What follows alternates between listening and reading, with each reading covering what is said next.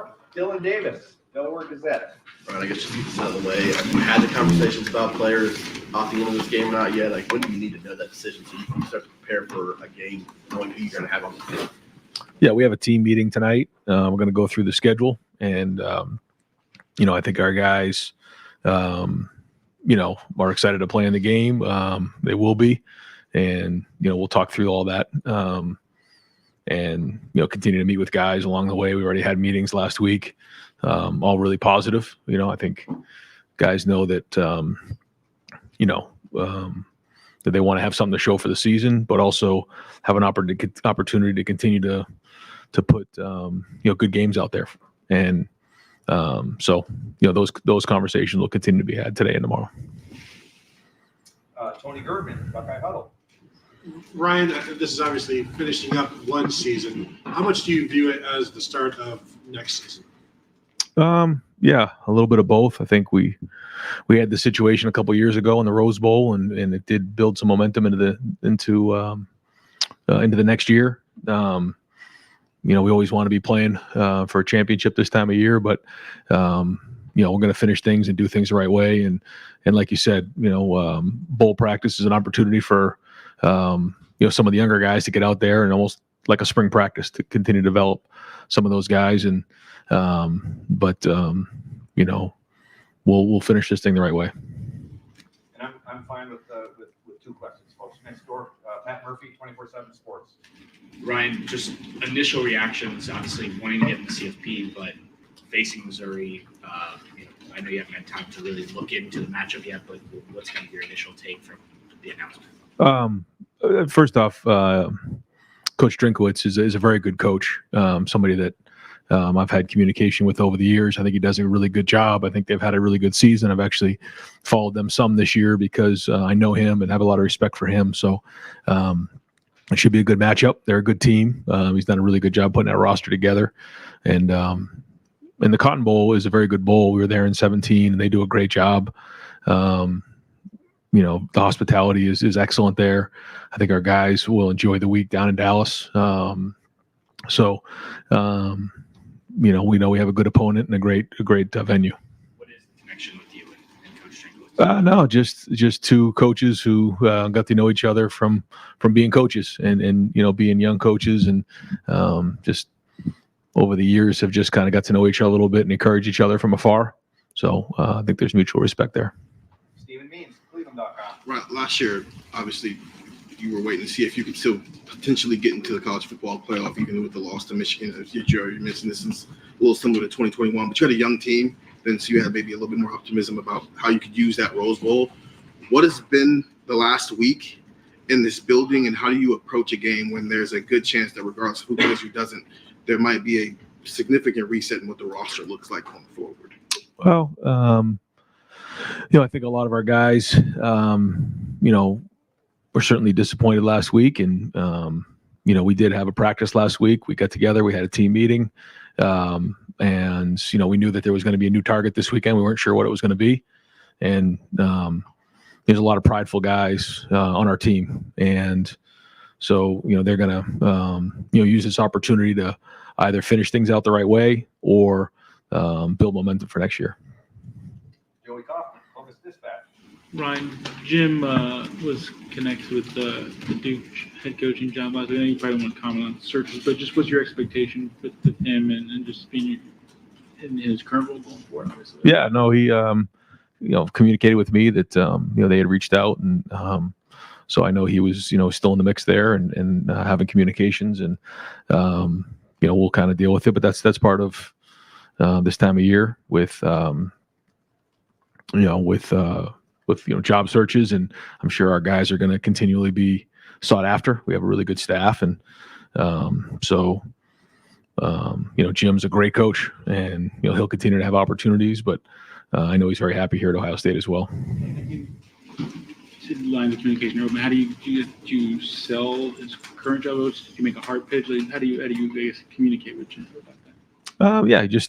Those are kind of private conversations, but we talk through things, and I always want to make sure that guys are being loyal to the program, but at the same time also have opportunities for their families. So it's not something as the head coach, you love to deal with, but at the same time, it's part of the job. Austin Ward, podcast. Ryan, do you anticipate making any changes on your own to the staff? And what would the timeline be for that? Yeah, I mean, every year we're going to look at that, and whether it's guys having opportunities to go other places or, changing things up, we always got to look at that. But I don't have any updates right now or anything like that going on. But that's something we always do. We evaluate it every year. Would there be any urgency to be able to make those moves now? You're not in the playoff, and they could, a coach maybe could go on the road. I mean, this seems like it's different than maybe other years to weigh that out and what you need to do now. Yeah. It is. We're at a different time right now, so we'll take that into consideration. But nothing to update right now. Was the 500th question of this fall's press conferences, just FYI. Dan Hope, 11 Warriors. Ryan, with this not being a playoff game, do you look at trying to get some of your less experienced players more reps in this game, or do you just look at it as putting up the best possible lineup to win? Yeah, we want to win the game. Certainly the reps in practice leading up to the game, will be spread around pretty good. But when it comes to playing the game, we were going to win the game, and that's the number one thing. And again, Cotton Bowl is a great bowl, and we have a really good opponent. So, we're going to put the best guys out there to win the game.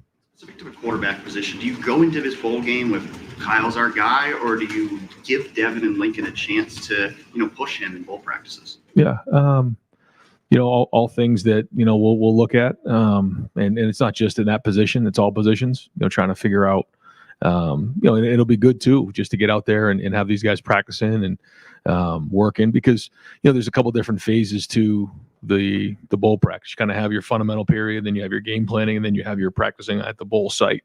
And, there'll be several practices to kind of get evaluations. We'll be competitive early on and going against each other, and we'll keep looking at it. And ultimately it's going to be, who gives you the best chance to win a game. But like you said, some of the young guys, at certain positions will have an opportunity based on how they practice in the bowl practices.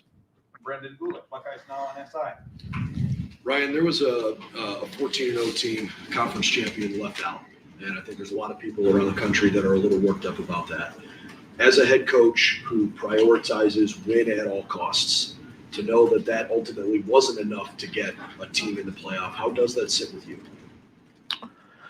I just, coming off of our game that, we didn't finish it out the right way, then, that's what I've been focused on. I haven't really got too much involved with it. I've always felt like, conference champ, deserves to be in the Final Four.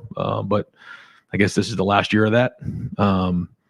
But I'm probably not going to get into all that right now. Just, got my team to worry about. And as you consider future non-conference games, do you think that it is still an incentive to play major teams like, for example, this year Notre Dame, or the games you have on the schedule against Alabama and Texas and Georgia? Do you think there is still incentive to schedule those kinds of games given the changes in college football? Yeah, I think now that you have a 12-team playoff, for sure it does. I think that's probably the biggest change, coming forward, is that, those games are going to matter. But at the same time, you can build up your team and you can learn from your team by challenging your team with non-conference opponents like that, but also knowing that you'll have an opportunity to possibly make the 12 teams as opposed to just the Final Four. As you can see, it got really tight this year. So I think it's going to be a different, whole different, end of the season next year. But I think it's great to challenge your team, find out where you're at, and grow as the season goes on. We did that this year by scheduling Notre Dame, which I thought was great, the last 2 years. And I think, we learned a lot about our team early in the season. But yeah, it'll be much different next year, and I think it's a good thing. Barry, WBNS. Coach, you've had a week to reflect.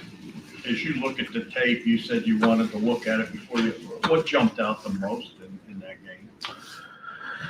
Well, that not that it's anything surprising. We know this. We talked about it last year, that it can come down to a couple plays and down to the last possession or two, and extremely frustrating for everybody to not finish it the way that we wanted to.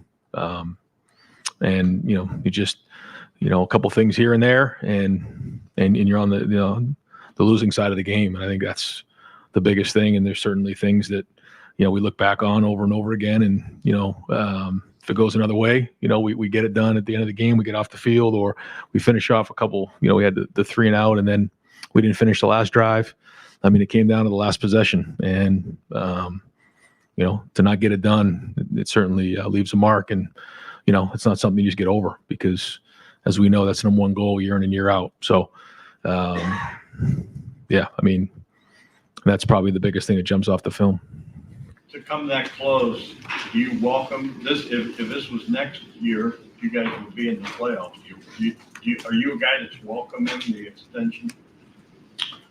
I mean, it is what it is. It's not for me to decide. It's already been decided. So it's not going to change the game at the end of the season. That's still the number one thing we got to get done. And that'll be our focus again this year. Kellyanne Stitz, WSYX. Coach, how have you seen Kyle McCord handle that loss and now move forward onto the next one? Yeah, it's not something that you just move on from. We know that. There's just a lot that comes with it, but it's not just one or two guys. It's everybody. We all take ownership. Adam King, WBNS. You talked a lot about scars in your time here. This is obviously a big one. How do you heal from those scars? And is today one of those starting points, finally having another opponent to focus on? Well, no one's going to feel sorry for us. So you got to push forward. That's life. And so we're going to do that. We're going to do that. There's always a lot of life lessons. And, this is another great one for our guys to learn, about how you handle yourself during adversity. You learn a lot about the guys that are around you. And, as a dad, as a husband, as a brother, as a teammate, you have to handle yourself the right way and move forward. Not that it's easy. We're not just going to move on like it's, just another game. It's not. But, the world's not stopping for us. So we got to keep moving. And that's what we're going to do. Trying to balance a bowl game. You're trying to balance recruiting and now the world with the transfer portal as well. How does that work for you throughout the next month, looking at what's out there already in the country? Yeah, it's a very unique time in college football. You think about December right now, just of all those things that are coming and going, and the decisions that these players have to make, the decisions coaches have to make, the decisions that are made on who's making the playoff. I mean, there's just so much going on, and then you have, like you said, the portal, and so yeah, there's a lot going on. There's high school recruiting, and so rosters move a lot year in and year out, much more than they ever have before. And so we're certainly busy working on that. Spencer Holbrook, Letterman Row. Yeah, right with the transfer portal opening this week. You guys seem to be a little bit more aggressive in that area last year. Is that something that you guys expect to continue? And did you like the way that you guys attacked the portal a little bit different from last year? Yeah, it's inevitable. I think early on it was, you use it when you need to, but the way things are now, I just think, year in and year out, the majority of teams are going to see turnover. We'll have guys enter the portal. There'll be a lot of guys in the portal starting tomorrow. And, so you have to construct your roster on a yearly basis. And that's what we're going to do. And so it's no longer, one of those things, are you going to use the portal or not? That's part of college football. But we are going to make sure that we're doing a great job of identifying the right people that fit the program, because there's a lot of pride in that locker room. You talked about guys that are going to enter the portal. You've said a couple times that everything that you put into a guy, you get back. Yeah. Has it just become a little more, I don't know, are you a little more numb to when guys leave now than you were 3 or 4 years ago? Yeah. Yeah, I would say so. I would say 3 or 4 years ago, someone enters the portal, you're like, what's going on? Now, I think maybe somebody said there was 400 some odd in the portal, I guess, on day one. Is that what it was? And this year it'll be even more. And so these guys have an opportunity to go out and see what their options are on a yearly basis. And so that's what it is. And so we'll adapt with it. But yeah, it's much different even than it was a year or two ago, I would say.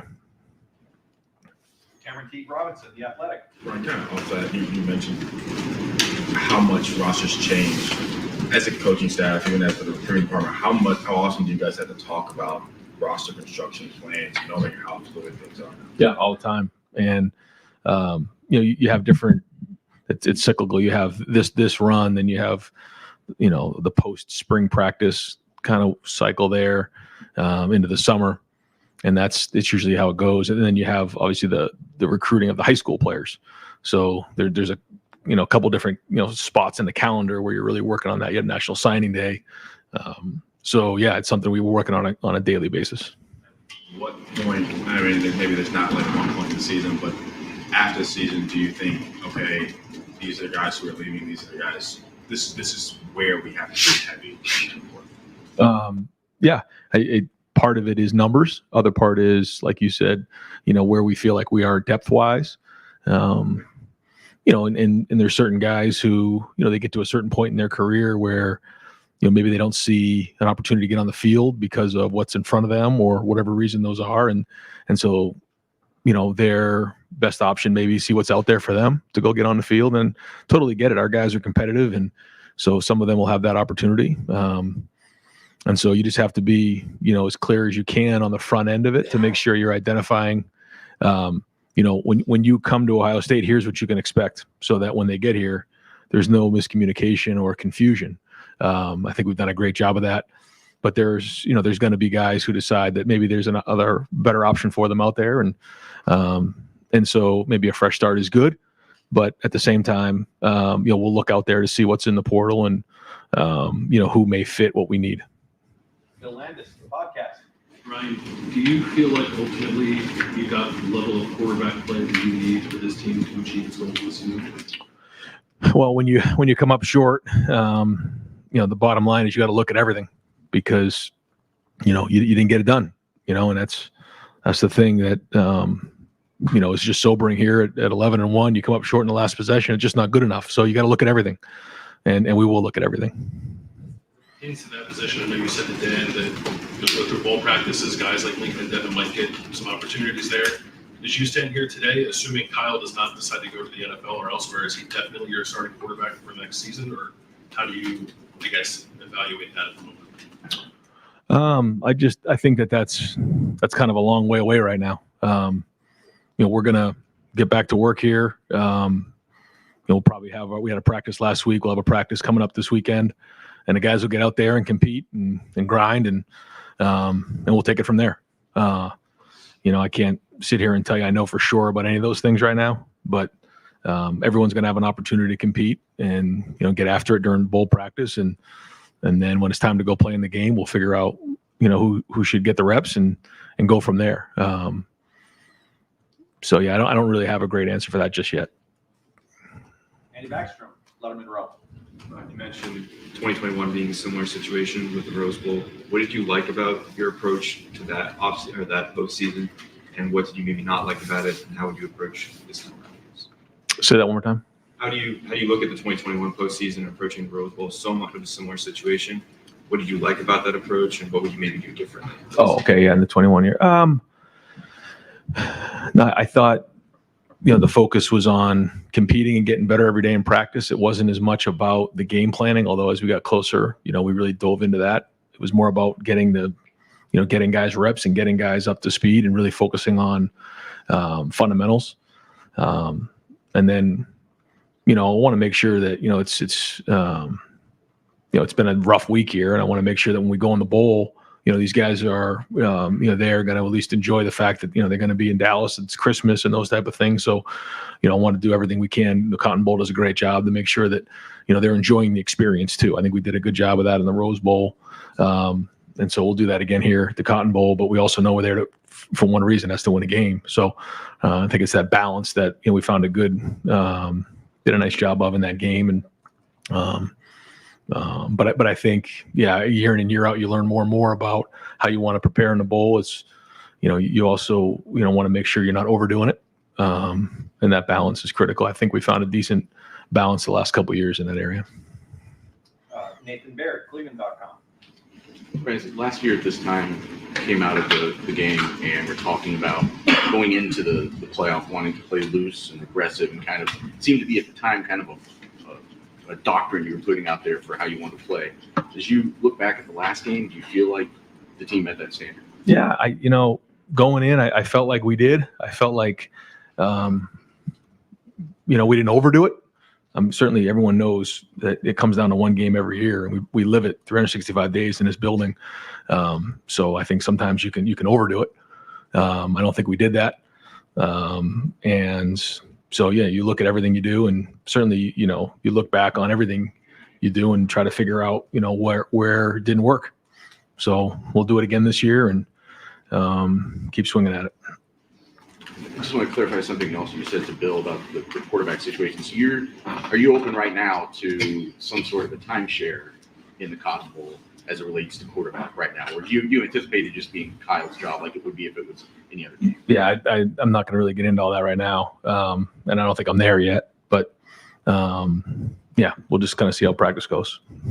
Steve Delwagen, 24/7 Sports. Yeah, Coach, I'm curious. Mental health is one of your big initiatives, obviously, and I don't know whether any other way to put this, but Kyle was one of the most vilified people around after that game by a lot of people.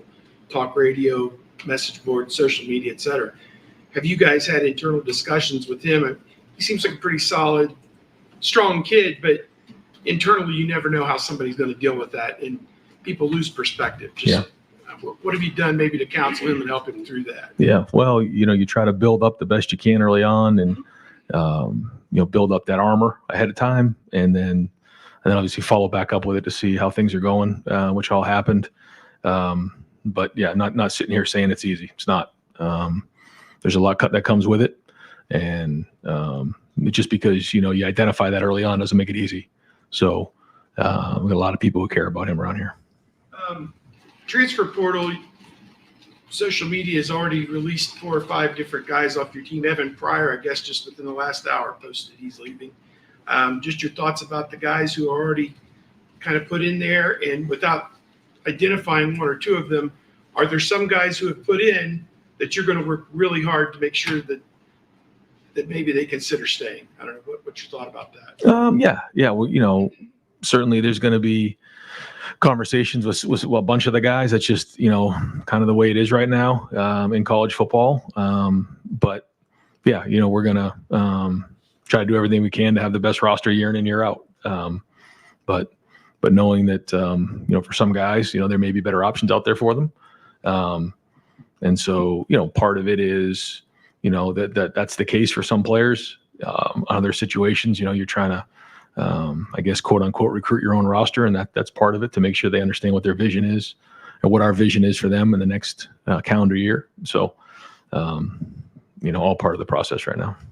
Bill Rabinowitz, Columbus Dispatch. Yeah, I'm kind of struck by the fact you're pretty non-committal about the quarterback position right now. Kyle obviously had a very high bar to get to because the 3 predecessors, the Heisman Trophy finalists. Were you generally happy with how he played this year? Do you feel like he's the guy who could take you to a championship? I think there was a lot of really good things this year. I think, started off at the beginning of the year, and, you could see some of the good things that were going on. And I think as time went on, Kyle got better as the season went on. He had a little bit of those ankle injuries that he worked through. He showed toughness there. Certainly the Notre Dame game, he played really well down the stretch. So I think there was growth there for sure. And I think he's a good quarterback. I do. So, you just, after every year, you kind of evaluate everything and try to figure out what to do next. But I think there was a lot of progress made this year. And in terms of, you're the coach, you get to take even more heat, losing the mission 3 times in a row. Obviously, you got to get. How much attention have you paid to that? How have you personally coped with this?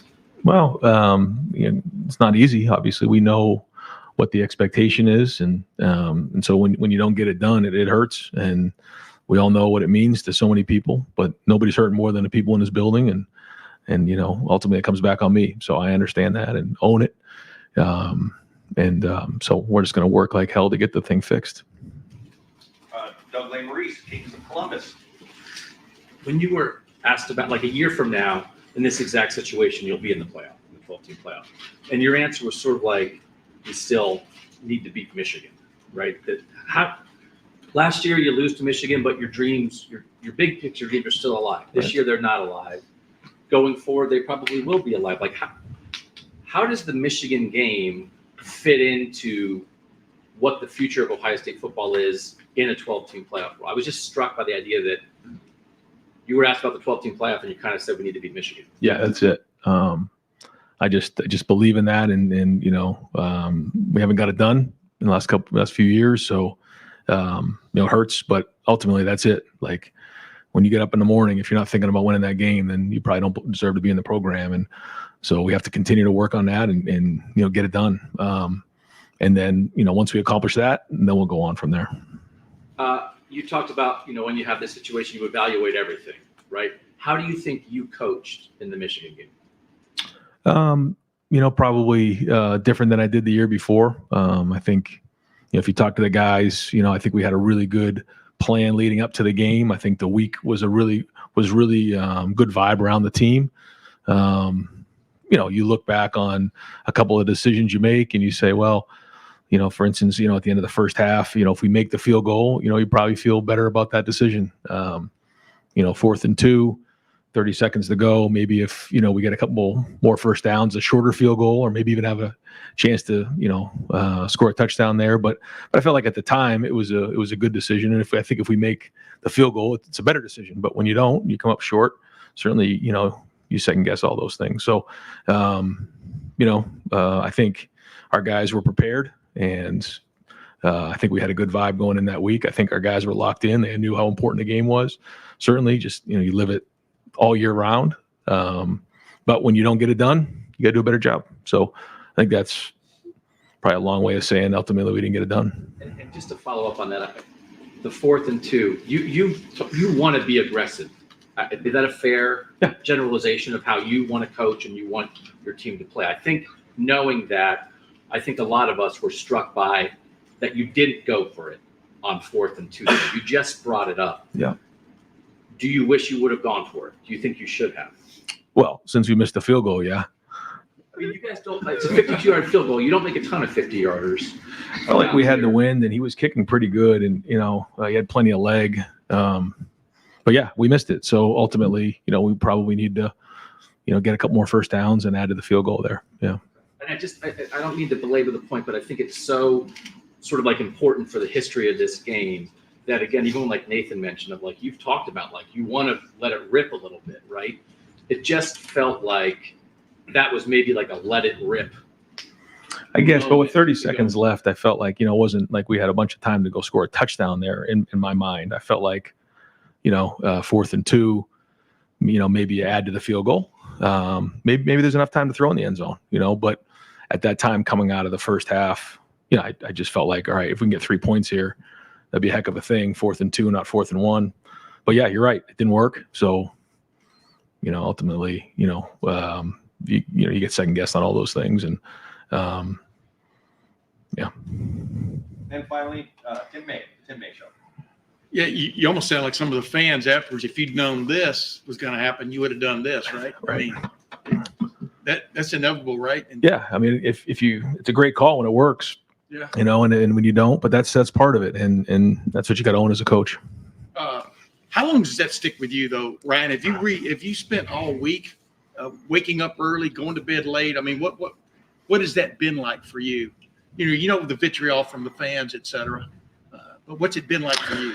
Yeah, that's not so much what keeps me up. It's just the players and the opportunity. Yeah, that's why you don't get any sleep. It isn't about all the other stuff that comes with the job. And what matters is the players. What matters is what that game means to so many people. And so yeah, it certainly does. It hurts. And you asked how long is it going to stay? It'll stay forever. That's part of competing. And two other quickies. Going to 12 next year, are you a fan or not a fan of keeping league championship games? Because it would seem like if you've got two teams in the top 2 and 4, top 4 or whatever, why would you put either one of them in jeopardy of, losing it? What are your thoughts about that, about a league championship game and what it adds and detracts from this coming mix? yeah, I think that there's a lot of great conversation about that. Some conversation that we had on our league meetings just surrounding that. I know that the conference championship game means a lot to the league, and so. But when it comes down to it, I think you have to consider what does that mean when you're one of the top two teams in the conference, and then you're playing each other for that moment. So, but I think being a conference champ should really matter, though, in being ranked in the top 4 moving forward. Yeah. But that's a real high intensity game. If it's adding another game to That's right. what's coming, right? I mean, from that standpoint. Yeah. How did your team come out of that game this past weekend physically? Yeah, we were okay. Yeah. And one last thing, are you guys in the market for a quarterback in the transfer portal, this coming transfer portal? No, I mean, right now we're not actively out there, searching for anything other than we'll see, kind of what the next month brings, and in all positions, so I'm not going to sit here and get into specifics on each of those positions. We like the guys that we have at a bunch of positions, but we're going to make sure that whether it's numbers or depth, that we have the right guys in the right spots, sort of like we did last year. But I just think there'll be more movement this year probably than there has been in the past. Just like seems like every year that's happening more and more. So we'll adapt accordingly. Thank you. Coach, thank you All very right, much. guys. Thanks. Hey, folks, we